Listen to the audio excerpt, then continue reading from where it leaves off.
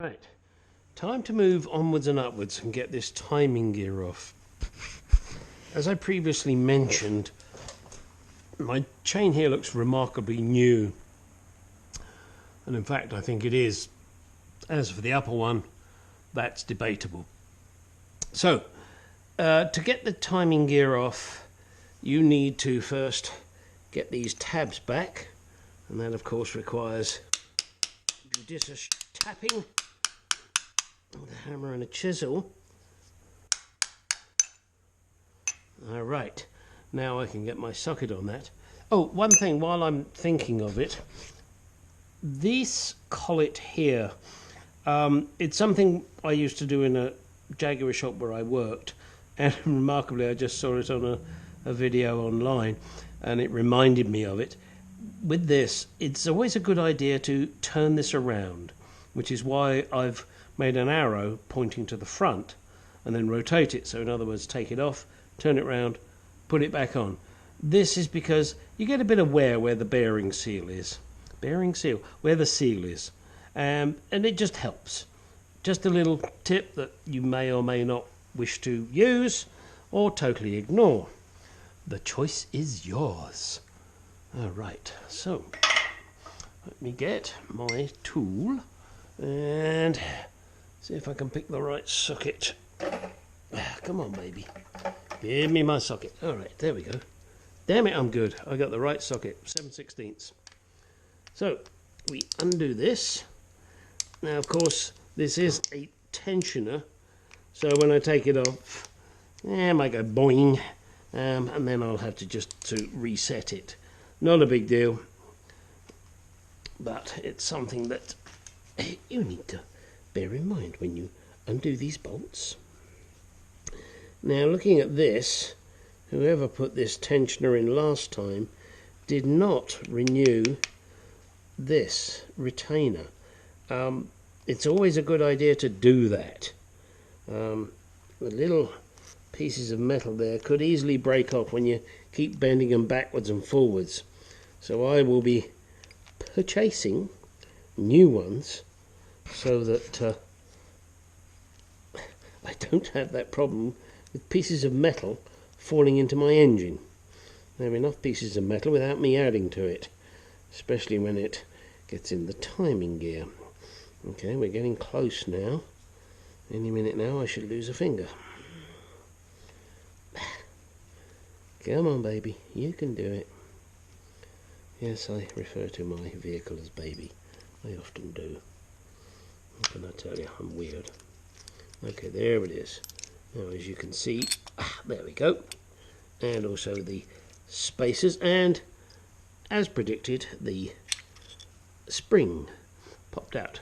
And what it is it goes in here and you twist it and it locks. So there you go. Hang on a second. Look, see, there it is, the little cog piece that locks inside. There's a little I was going to say there's a little pin inside, but I can't see it on this particular version, so I'll have to look into that. Alright, now let me get this to one side, because there is something I promised to show everybody when I got to this stage.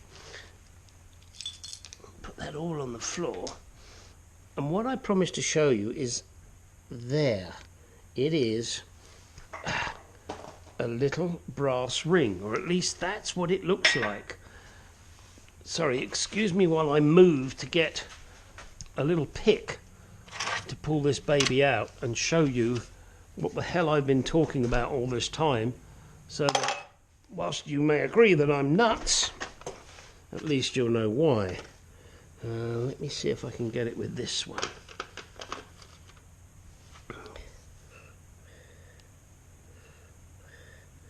Yeah, because it doesn't want to come out easy. There it is. Now look at this. As I said, that is a little filter. It looks like a brass ring, because when you look at it, all that is all you see. Okay, brass is maybe an exaggeration, but that's what it is. Believe it or not, it's just remarkably dirty. You need to take this out and keep it clean. A lot of people, and sorry guys in America, you don't realise it's there.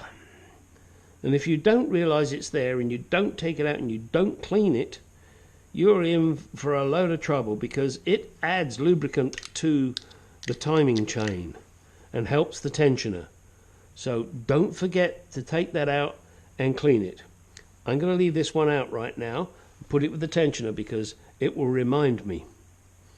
Next thing to do now is to unbolt these up here and then pull this whole thing off. But first I'm going to remove this to make life easy for me.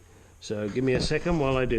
Right, next thing to do, now I've got the tensioner off, is remove this timing gear. It all comes off as one big unit. You undo it up here and then let the chain hang down and you can pull it off. So let's go ahead and do that.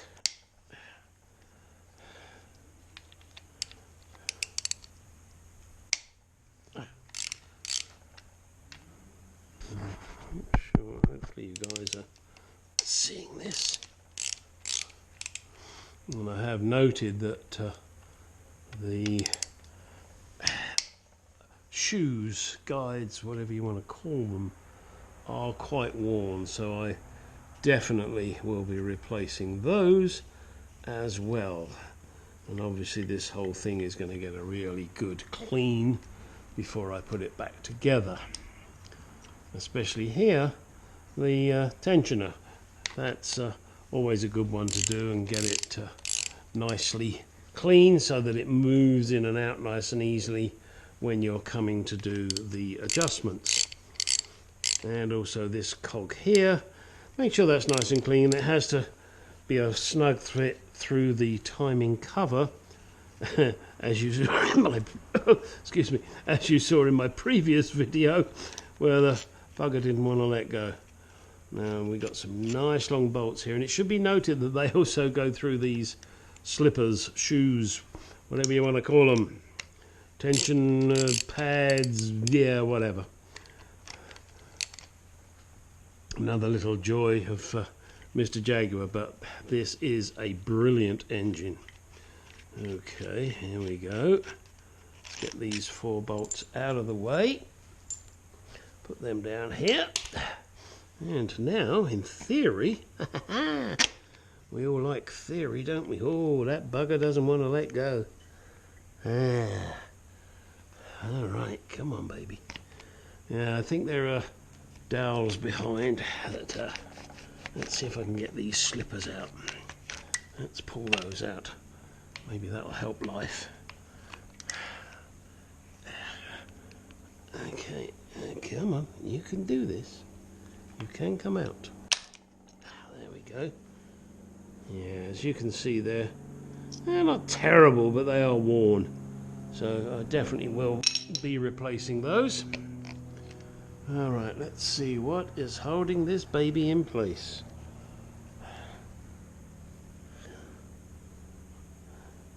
Doesn't look like anything's holding it in place, except for stubbornness and goo.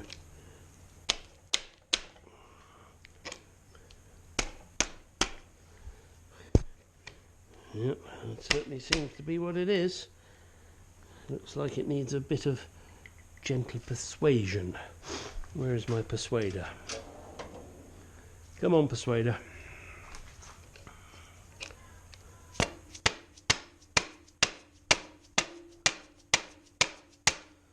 Oh, it really doesn't want to let go. But it will.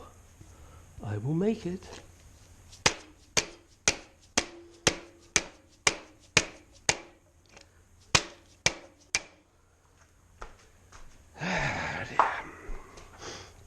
Why do I work on cars? Wee. Ha!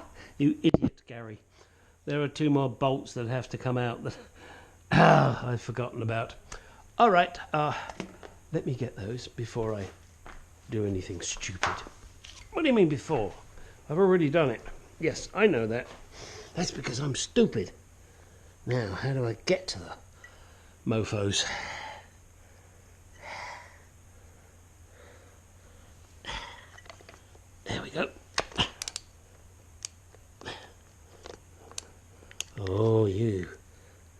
mother. You really don't want to let me get to you, do you? Put the cog right in the way. Mr. Jaguar, come on, I've forgotten about these two.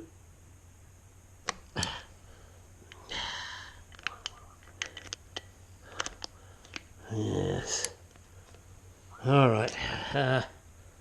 If I am correct, yes, and I am, they have a slot in them, so you can get a screwdriver in there. So I'll have to get my little impact driver to undo these. My hands are filthy. Sorry, I'm going to turn the camera off now, and I will be back. Right, there are two bolts, as I mentioned, way in here, very hard to see. They can be loosened with an impact driver, or you can actually get to them down through here with a wrench just to crack them, and then helpfully they do have a slot in them, so you get your screwdriver on it and you can just unscrew them. One thing also to note is that, see where this gap is here, there are spacers that go in there on both sides. They will drop when you take the bolts out, so just do be aware of that and don't lose them. And also do note that these bolts here with the screwdriver slot in are special. In other words, they must go in those holes. Why? So that you can get them out next time. Otherwise you're going to struggle. And I'm sorry if this is not very good focus here. It's hard to see. There we go. Now with this other bolt out, I should now, in theory, be able to remove this timing gear. Aha! Timing gear, it fell on my finger. This timing gear now comes out. Oh,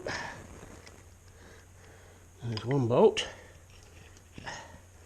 And you pull it forward, then you can drop it off the bottom and get this other bolt out. And I'm feeling on the back of my, on the back here, my hand, look at that. My God, I'm so glad I'm taking this apart. And yeah, look at all these slippers. They're badly worn. There is a lot of goo in here. Oh, I'm so glad that I am stripping this engine. Okay. Alright, that is it for the moment. This is my cleanup pile over here. As I said, this chain looks new. Not sure about this one. So I'll definitely be replacing this one. I don't think I'm going to replace this because I got a feeling somebody replaced this earlier and it's got virtually no miles on it. There's not a mark on this chain. Alright. Now I must make sure I don't lose these bolts and put them all together in one called timing gear. But first I need to wash my hands so I can turn the camera off. No, hang on, I'll do it that way. Next thing to do to complete really the strip down here is to remove these guides slippers. Do note that this particular one at the top here is, it's adjustable. So you want it resting up against the chain, but you don't want it pushing it because that's just going to cause it to wear away and you'll get crap everywhere. Also do note on this particular one, it is not easy to get to. Again, it's adjustable but not much. But these two nuts here are not easy to get to. They have to be got at with a wrench rather than a socket. Alright, once I've got these off, the next thing I'll do is move on up here to getting these 4 studs out. And that should be fun. So join me on that section. Alright, time to attempt now to get these studs out. Let's start with these 2 here.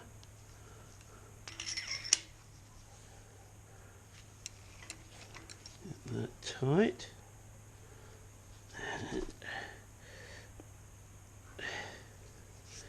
Get it to bite.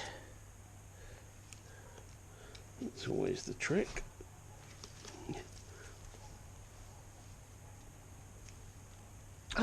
she goes. Alright.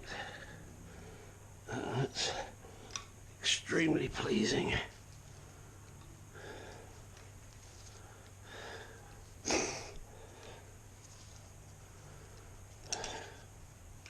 Oops, done that a little too soon. Okay, I guess watching me doing this is probably pretty boring, so let me turn the camera off now and come back when the job's finished. Alright, here we are down to the final stud, and with my nice new extractor that has worked very well on the last three, let's see how it does on this one here. Oh yes, there she goes. Alright. Oh, I need to have my Weetabix for breakfast. There she goes. Come on, baby, don't shear on me.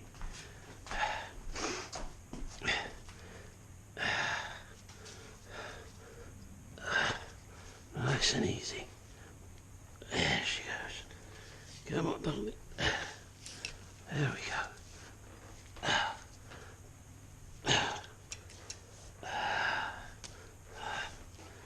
Oh, this is very satisfying. And also a jolly good workout.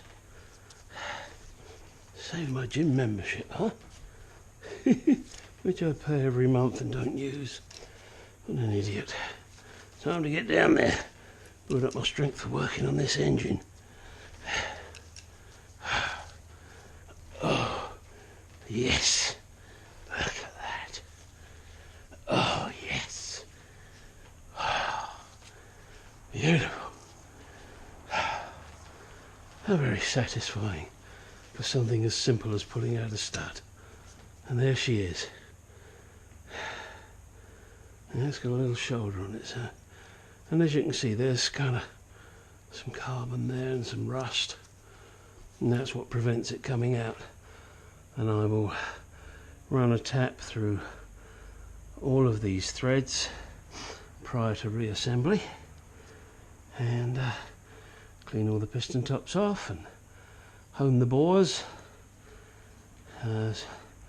Next phase is to flip the baby up the other way and take out the bearing shells and the pistons, so the main caps and the big ends, nothing like a big end, and see how bad or good these bores are once I've run the hone tool up and down them a couple of times, and see whether or not I have clearance and whether this has been overboard, which I really don't think it has. I don't think this engine's been apart before.